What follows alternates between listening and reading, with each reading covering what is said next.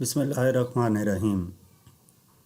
First year आज की video में हम चैप्टर 7 डिफॉर्मेशन ऑफ सॉलिड्स के न्यूमेरिकल प्रॉब्लम सॉल्व करेंगे। मज़ीद वीडियोस के लिए हमारा चैनल सब्सक्राइब करें और बेल आइकन पर प्रेस करें ताकि आपको तमाम वीडियोस टाइम पर मिलती रहें।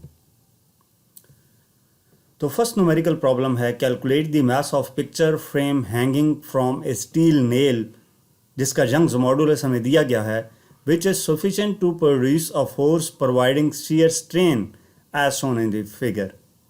Given that the nail bends only 1.8 micrometer, also discuss the result. अब क्वेश्चन में ये कहा गया है कि ये एक वॉल है, ये जो दिखाई गई है ये वॉल है और ये इस वॉल में एक नेल जो है इंसर्ट की गई है।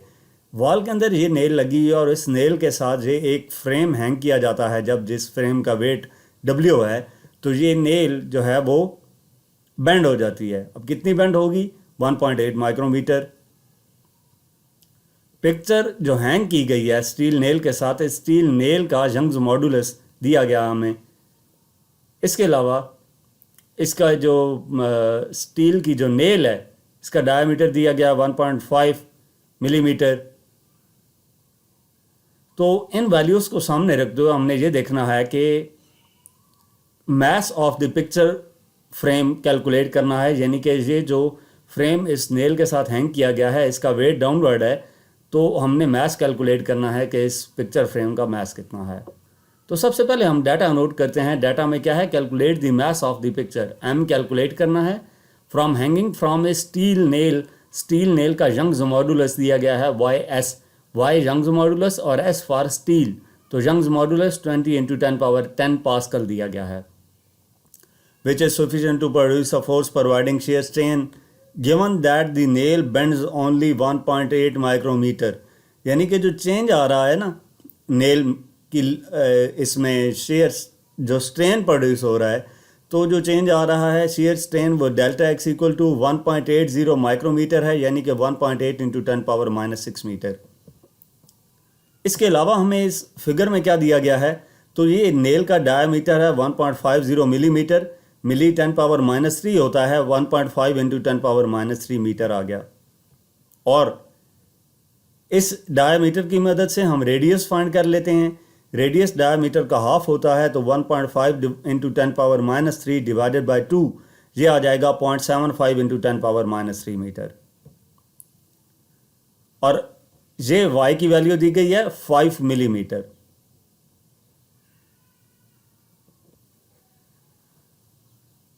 ये y यंग्स मॉडुलस है और ये y जो है ना, ये क्या है? ये हमारे पास यंग्स मॉडुलस की वैल्यू नहीं है।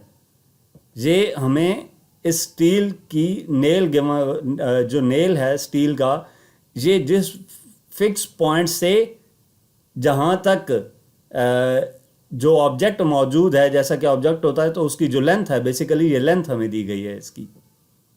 ठीक है। अब शेयर स्ट्रेन वाला टॉपिक आपने देखा होगा कि एक ऑब्जेक्ट जो होता है उसके एक एंड पे फोर्स लगाई जाती है, दूसरा एंड फिक्स रहता है, तो एक एंड स्लाइड करता है, उसमें उसकी शेप में चेंज आ जाता है।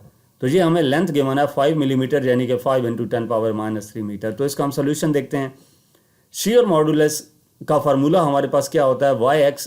YS equal to F/A divided by delta x divided by Y। वैसे तो Young's modulus F/A equal to delta L/L होता है, change in length divided by original length. तो यहाँ पे चेंज इन लेंथ को डेल्टा एक्स और ओरिजिनल लेंथ को Y का नाम दिया है। तो ये आ जाता है F/A डेल्टा एक्स। ये शेयर मॉडुलस का फार्मूला है जो आपने थ्योरी में पढ़ा भी है। तो इसमें से F हमने कैलकुलेट करना है, तो A डेल्टा एक्स इधर जाकर मल्टीप्लाई हो जाएगा और Y डिवाइड होगा, तो ये इक्वेशन बन जाएगी F equal to YS A delta x divided by Y। Area directly हमें गिवन नहीं है, तो एरिया की जगह पर हम एरिया का फार्मूला अप्लाई करेंगे। एरिया जो है वो किसके इक्वल होगा? πr² के। तो हम इसमें अब वैल्यूज पुट कर सकते हैं। YS की वैल्यू दी गई है 20 × 10⁻10, R की वैल्यू दी गई है 0.75 × 10⁻³ और पाई की वैल्यू पुट की। इसके बाद डेल्टा एक्स की वैल्यू है 1.8 × 10⁻6, जे भी दी गई है, और Y की वैल्यू 5 × 10⁻³ है। ऊपर वाली टर्म्स को मल्टीप्लाई करें, 20 multiply by 3.14 multiply by 0.75 multiply by 1.8, ठीक है। ये सारी वैल्यूज़ को हम मल्टीप्लाई करें तो 63.585 आता है, और ये बेसिस सेम है। पावर्स अगर इनकी ऐड की जाएं, ये 10⁻³ का स्केयर है, 10⁻⁻6 आएगा, 10⁻⁻6 10⁻⁻6 10⁻⁻12 हो जाएगा, और इसको 10⁻10 है तो -12 + 10 -2 रह जाएगा, डिवाइडेड बाय y की वैल्यू, इनको हम डिवाइड करेंगे तो ये आ जाता है 127.17 न्यूटन, ठीक है। ये फोर्स आ गई। पहले हमने फोर्स कैलकुलेट किया है, क्योंकि हम कैलकुलेट करने के लिए डायरेक्टली हमारे पास कोई फार्मूला नहीं है। हमने ये वो फोर्स फाइंड की है जो फोर्स इस नेल के ऊपर लग रही है ताकि वो इसको बेंड कर सके। अब हम क्या करते हैं, ये data as it is note किया, और इस फोर्स की मदद से हम मैथ फाइंड कर लेते हैं। फोर्स यहाँ पे इस जो पिक्चर फ्रेम है इसके वेट की इक्वल होगी, तो जहाँ पे F = वेट यानी कि F = mg वाला फार्मूला अप्लाई करेंगे, तो m इक्वल आ जाएगा F/g के। F की वैल्यू 127.17 डिवाइडेड बाई 9.8, इसको हम डिवाइड करेंगे तो m आ जाएगा 12.98 kg, यानी कि उस पिक्चर फ्रेम का जो मैस है वो कितना है, 12.98 kg। इसके बाद कहा गया था कि आंसर को डिस्कस भी करना है, तो इसका मतलब क्या है, जो पिक्चर है वो मैसिव पिक्चर है, and it is impressive that the nail flexes only 1.8 micrometre. जो नेल है वो सिर्फ 1.8 माइक्रोमीटर तक फ्लेक्स हो रही है, यानी कि जो बेंड हो रही है, और ये जो बेंडिंग है ये अनडिटेक्टेबल है अनएडेड आई से, which shows strength of the material of nail that is the steel, जो कि क्या शो कर रही है, उस मटेरियल की, जिस मटेरियल का नेल बना हुआ है उसकी स्ट्रेंथ को शो कर रही है, यानी कि वो स्टील की बनी हुई है। नेक्स्ट न्यूमेरिकल नंबर 2 है, ए 5 मीटर लॉन्ग एल्यूमिनियम वायर, उसका यंग्स मॉडुलस दिया गया है ऑफ डायामीटर। यंग्स मॉडुलस को वाई से रिप्रेजेंट किया जाता है, और दूसरा उसका यूनिट पास्कल या न्यूटन पर स्क्वायर मीटर होता है, तो आप इसकी मदद से देख सकते हैं कि ये यंग्स मॉडुलस है। 5 मीटर लॉन्ग एल्यूमिनियम वायर है, उसका यंग्स मॉडुलस दिया गया है और उसका डायामीटर दिया गया है, और वो 40 kg मास को सपोर्ट कर रही है। To have same elongation in a copper wire, इसका यंग्स मॉडुलस दिया गया है, लेंथ इसकी सेम हो और सेम वेट हो, तो डायामीटर कॉपर वायर का कैलकुलेट करना है। यानी कि एल्यूमिनियम वायर की लेंथ दी गई है, डायामीटर दिया गया है और मास दिया गया है, जबकि कॉपर वायर जो है उसकी लेंथ सेम होगी यही वाली, उसका वेट इसी के मुताबिक होगा, यानी कि मास भी सेम होगा, डायामीटर कैलकुलेट करना होगा। तो हम डाटा नोट करते हैं। Length aluminium wire L = 5 metre, Young's modulus of aluminium 7 × 10⁻10 pascal, diameter D की वैल्यू 3 मिलीमीटर। ये डायामीटर एल्यूमिनियम का है तो इस वजह से DA लिखा है, इसको हम SI यूनिट में कन्वर्ट करेंगे तो 3 × 10⁻³ मीटर हो जाएगा। स्पोर्ट्स अ 40 kg मास कितना है, M = 40 kg। To have same elongation the copper wire का यंग्स मॉडुलस दिया गया है YC = 12 × 10⁻10 pascal, of same length, यानी कि लेंथ कॉपर वायर के लिए यही 5 मीटर होगी, सेम वेट यानी कि उसका मास भी 40 kg होगा, diameter of copper wire DC calculate करना है। तो इसका हम सोल्यूशन देखते हैं। यंग्स मॉडुलस का फार्मूला हमारे पास है FL/A ΔL। ये टर्म्स अगर हम देखें ना तो लेंथ गिवन है, यंग्स मॉडुलस गिवन है, डायामीटर गिवन है, और डायामीटर कैलकुलेट करना है। तो इन टर्म्स को अगर आप देखें तो यंग्स मॉडुलस का फार्मूला अप्लाई करें, y = FL/A ΔL, इसकी मदद से हम क्या करेंगे, DC कैलकुलेट कर सकेंगे। लेकिन कैसे करना है वो एक स्टेप बाय स्टेप आपने, ये छोटे से इस न्यूमेरिकल में कुछ स्टेप्स हैं वो आपने याद रखने हैं। सबसे पहले area, cross sectional area directly नहीं गिवन। वायर का क्रॉस सेक्शनल एरिया πr² के इक्वल होता है, तो हमने एक ही जगह पे πr² लिख दिया। अब r रेडियस है, रेडियस हमें डायरेक्टली नहीं गिवन, तो रेडियस का हम क्या करेंगे, डायमीटर का हाफ करेंगे, यानी कि r d/2 होता है, तो इसका स्क्वायर करेंगे, d² / 4 आ जाएगा। बाकी F L pi delta L as it is लिख दिया है। तो ये हमारे पास इक्वेशन क्या बन जाती है, इसको सिंप्लीफाई करें तो y equal to 4FL over pi D square delta L. अब ये फार्मूला जो है एल्यूमिनियम के लिए अलग लिखा, बाकी सारी टर्म सेम है, F L pi delta L, सिर्फ डायमीटर और यंग्स मॉडुलस में चेंजिंग है, एल्यूमिनियम का चेंज है, और कॉपर के लिए ये 4FL over pi D C square delta L आ जाता है। अब क्या करेंगे, इन दोनों इक्वेशंस को हम डिवाइड कर देते हैं। Y A over Y C equal to 4FL over pi D A square delta L over 4FL over pi D square delta L.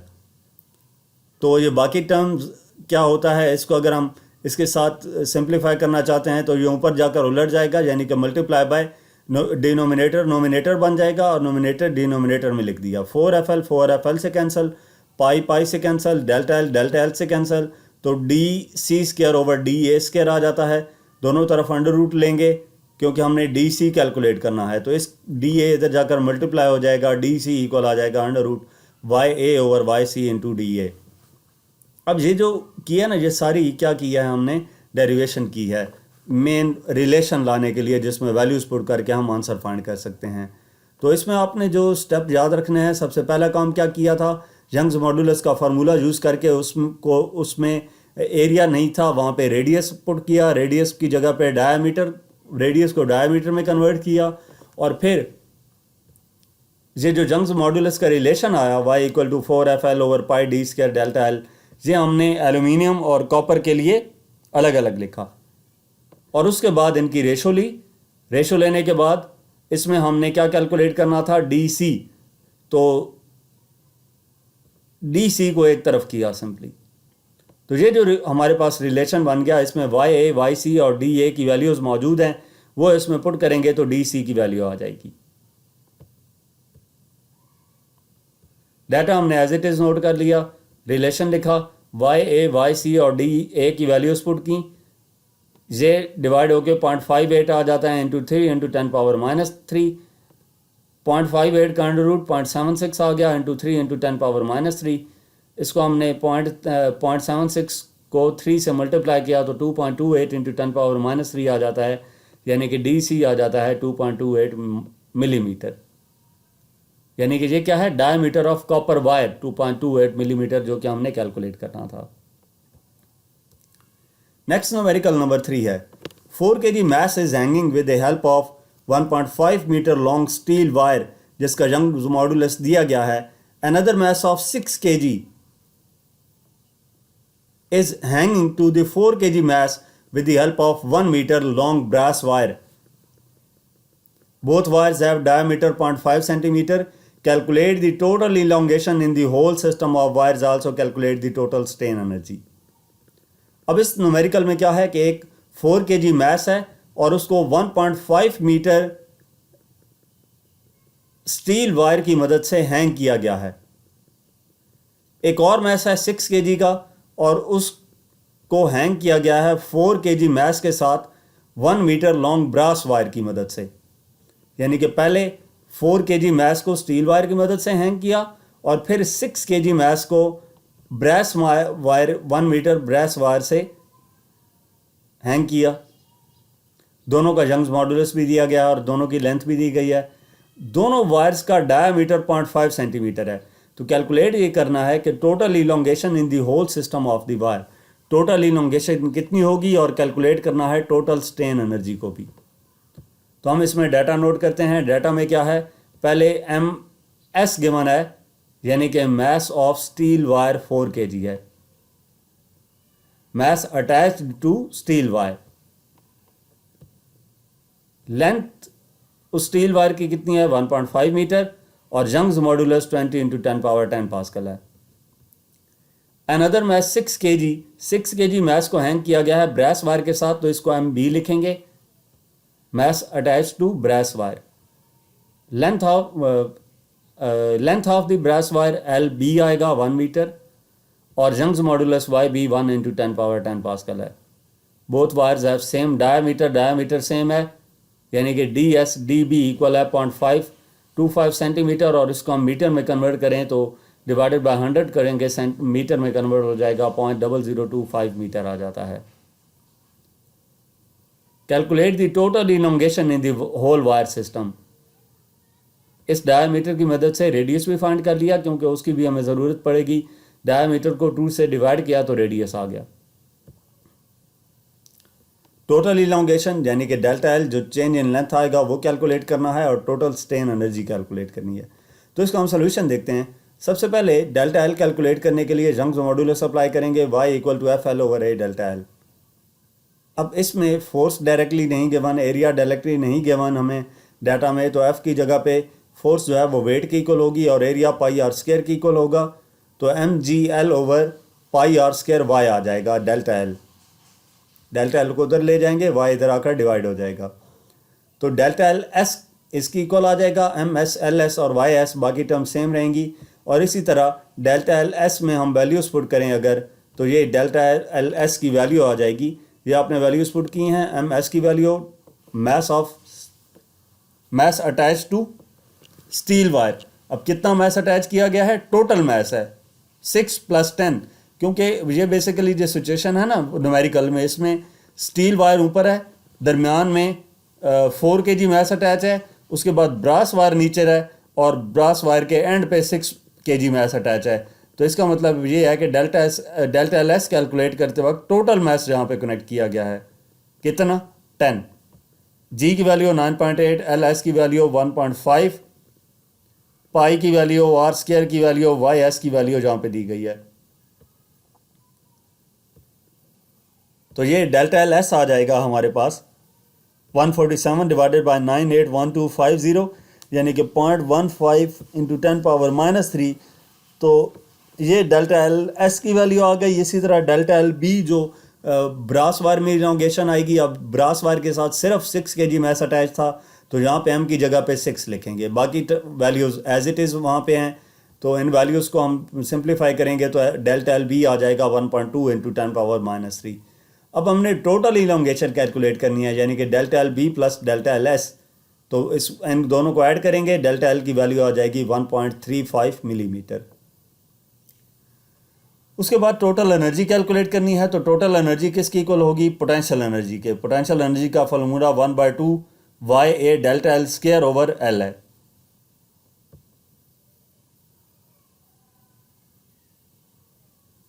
इसमें S के लिए स्टील के लिए PES / 1/2 YSA delta LS² LS आएगा। इसमें डायरेक्ट एरिया नहीं given, तो area की जगह पे πr² यूज़ करेंगे।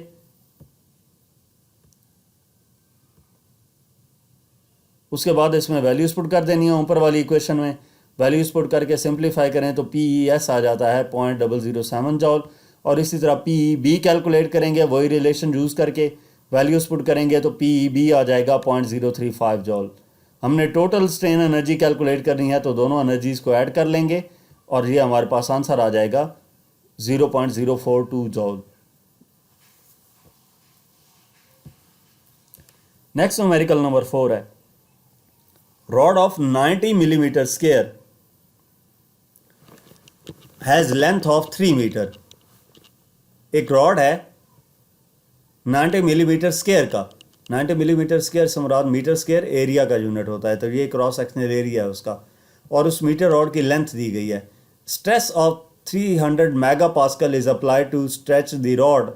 अगर 300 मेगापास्कल जो है स्ट्रेस अप्लाई किया जाता है रॉड को स्ट्रेच करने के लिए, then find the strain energy if Young's modulus of rod is 200 gigapascal.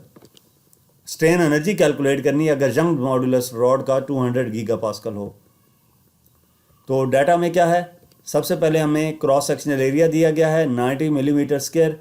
Millimetre square से मुराद ये जो स्क्वायर है मिली के ऊपर भी है। मिली की वैल्यू 10⁻³ होती है, उसका स्क्वायर लें तो 10⁻6 हो जाएगा, यानी कि ये 90 × 10⁻6 है।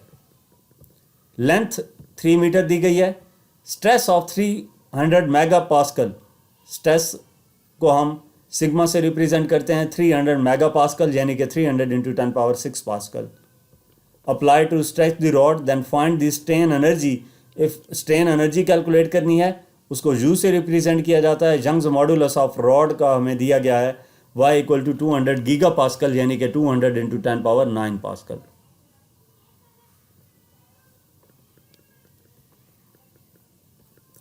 अब इसका हम सोल्यूशन देखते हैं। u equal to 1/2 into stress into strain into volume, ये हमारे पास फॉर्मूला है एनर्जी कैलकुलेट करने के लिए। तो जो 1/2 इंटू स्ट्रेस इंटू जो स्ट्रेन है वो डायरेक्टली हमें गिवन नहीं है, तो Young's modulus y equal to stress over strain के फार्मूले से स्ट्रेन आ जाएगा स्ट्रेस ओवर यंग्स मॉडुलस के, equal to into volume.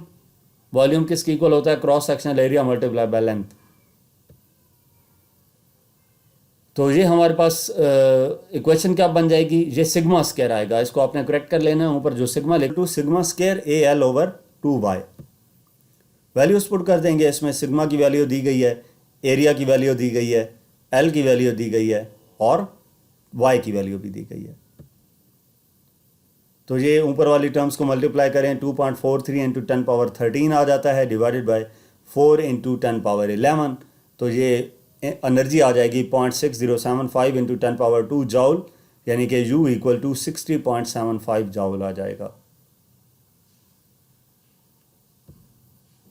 Next numerical number 5 है। Force of 500 newton is applied to one end of a cylindrical steel rod of diameter 50 centimetre. Cylindrical steel rod है जिसका diameter हमें दिया गया है और कितना है 50 सेंटीमीटर। उसके ऊपर जो फोर्स अप्लाई की गई है वो भी हमें दी गई है। What is the tensile stress? Tensile stress कितना होगा वो कैलकुलेट करना है। तो डाटा में क्या है? फोर्स ऑफ 500 न्यूटन यानी कि F equal to 500 newton. One end of a cylindrical steel rod of diameter, diameter दिया गया है 50 सेंटीमीटर। इसको हम ऐसे यूनिट मीटर में कन्वर्ट करने के लिए 100 से डिवाइड करेंगे तो 0.5 मीटर आ जाएगा। What is the tensile stress? Tensile stress को सिग्मा से रिप्रेजेंट किया जाता है। तो इसका हम सोल्यूशन देखते हैं। स्ट्रेस इक्वल होता है फोर्स पर यूनिट एरिया के। एरिया डायरेक्टली गिवन नहीं है, तो एरिया किसके इक्वल होगा? रॉड का cross sectional area pi R square. Radius diameter का हाफ होता है, तो आर की जगह पे d/2 पुट कर दिया। तो F 500 गिवन है, पाई की वैल्यू 3.14, डी की वैल्यू डायमीटर 0.5 डिवाइडेड बाई 2 का स्क्वायर।